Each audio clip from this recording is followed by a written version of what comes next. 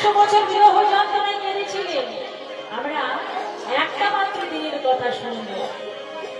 100 বছর তিনি গোবিন্দ হারা হয়েছিলেন।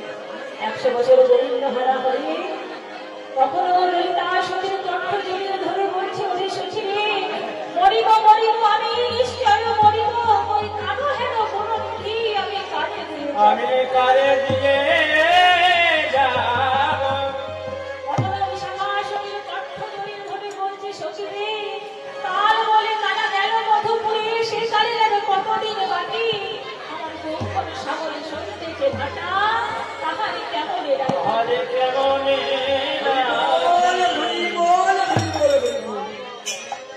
তাই রাধারানী আমার সতী সঙ্গে বসে বসে কৃষ্ণ বিরহে কাঁদছেন। বাবা সভাটা কেমন হয়েছে ভগবতটা বর্ণনা করেছে।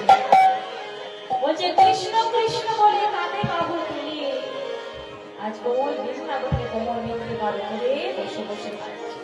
একটা ছোট্ট পাথরের টুকরো নিয়েছে বাবা, পাথরের টুকরো নিয়ে বৃন্দাবনের কোমল মৃত্তিকার উপরে কৃষ্ণের ছবি আঁকছে। তাই পদকর্তা শোভাটা বর্ণনা করছি কেমন করি,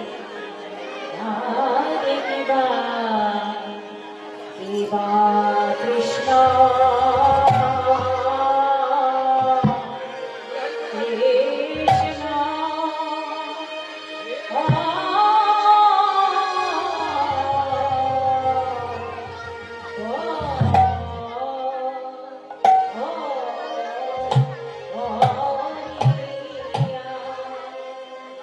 কৃষ্ণ কৃষ্ণ বলে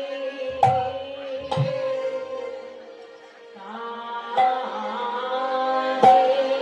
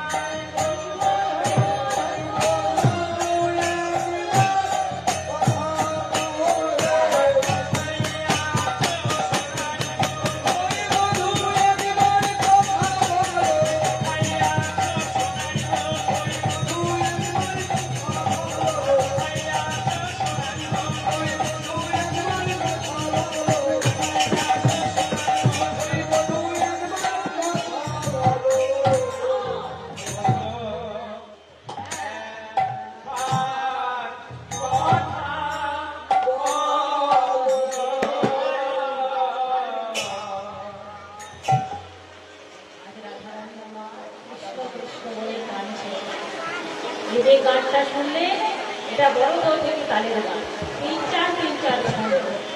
এই গান আমি শিখেছি আমার গুরুজি কীর্তন সম্রাট বিশ্বনাথ ভট্টাচার্য মহাশয়ের দ্বারা। তাই আজ রাধারানী আমার কৃষ্ণ কৃষ্ণ বলে কেঁদে চলেছে। আজ একটা ছোট্ট পাথরের টুকরো দিয়েছে মা, ছোট্ট পাথরের টুকরো দিয়ে আজ গভীরে একটা চিত্র অঙ্কন করেছে। আজ মুখ আঁকতে গিয়ে বদন আঁকতে গিয়ে বদন আঁকতে পারলো না, চরণ আঁকতে গিয়ে চরণ আঁকতে পারলো না, আজ মাঝ আঁকতে গিয়ে শুরু করেছে। এবারে আসে কোটি তোমাকে ঘটে কত জননে প্যারে।